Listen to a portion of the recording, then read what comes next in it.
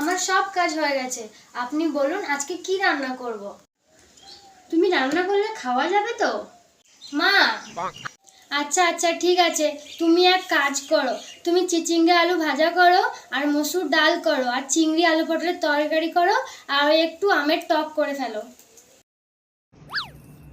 আচ্ছা ঠিক আছে। মা, রান্না হয়ে গেছে। রান্না হয়ে গেছে? ওই বেশ ঠিক আছে, তুমি ভাতটা বাড়ো, বেলা তো হয়ে গেছে, আমি এক্ষুনি আসছি। ভাত? ভাতটা কোথায় রাখা আছে মা? রান্নাঘরেই হবে। রান্নাঘরে? দাঁড়ান তো। মা, রান্নাঘরে ভাত নেই। তুমি রান্নাঘরে ভাতটা কোথায় রেখেছো? আপনি তো আমাকে ভাত করতে বলেননি মা।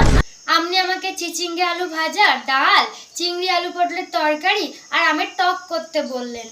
ভাত করনি মানে? ভাত করনি তাহলে তরকারি